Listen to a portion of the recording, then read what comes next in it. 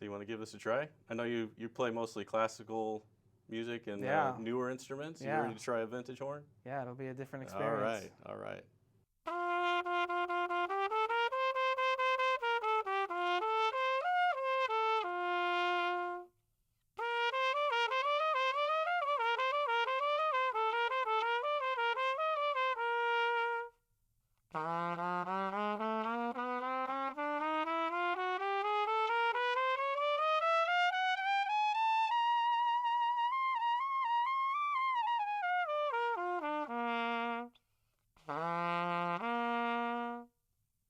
Hey everybody, it's Josh from Pages Music, and today I'm here with Kevin, one of our brass repair techs, and we're looking at a trumpet that was brought in by an Indiana customer to have overhauled.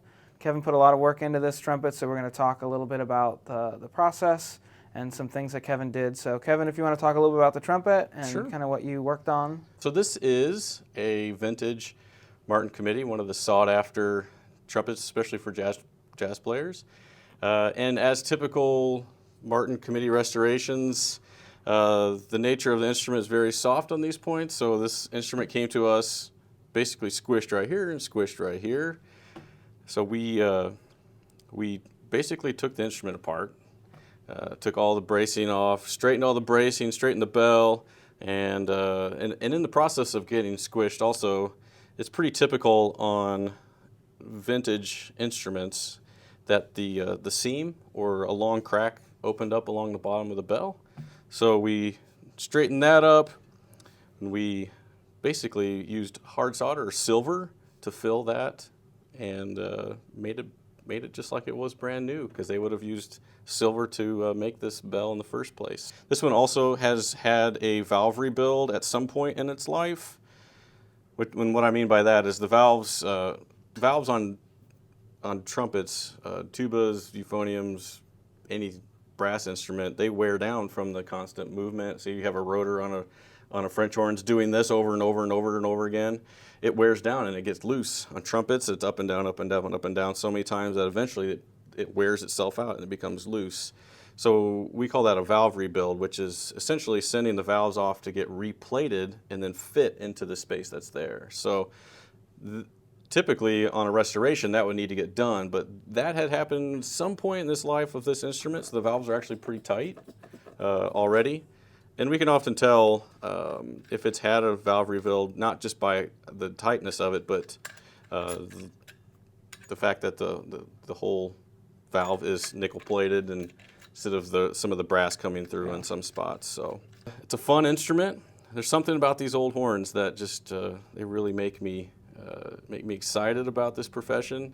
There's something about the old brass. There's something about the way they play. There's a history in every one of these old instruments that when I'm working on them, I like to just kind of talk to them in a way, be like, so how was, 1965? Just like weird things like that. So that's just kind of how I am, but I love working on these old things. I think it turned out all right.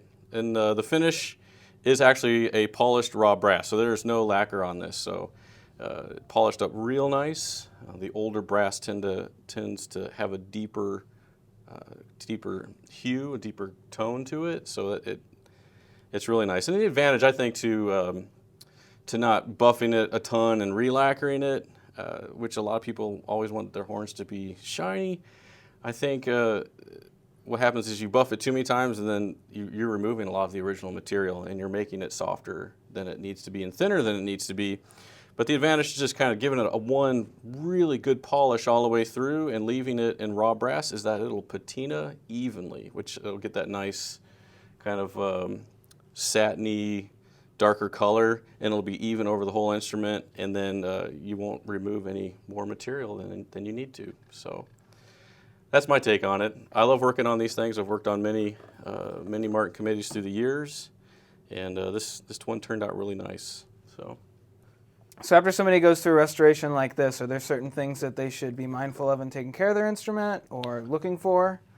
Sure, and I actually think that most of the things I'm about to say refer, to care and maintenance for any instrument. Really, is making sure that you give it a routine bath, whether that's once a month or once every 2 months, and also having just a clean rag, whether it's a microfiber or some kind of clean, soft cloth that you can just wipe the horn down with when you're done playing, to clean out your tuning slide so there's no spit gathering in there and sitting in there in the case. And just, this is something that's pretty small, but that can help prevent red rot in the lead pipe, is when you go to oil your valves before you play, you can also just make a little drop of valve oil down the lead pipe, and that will also help kind of lubricate the pipe and keep anything from hanging out in the pipe and essentially start rotting or pulling the zinc out of the lead pipe and the brass. So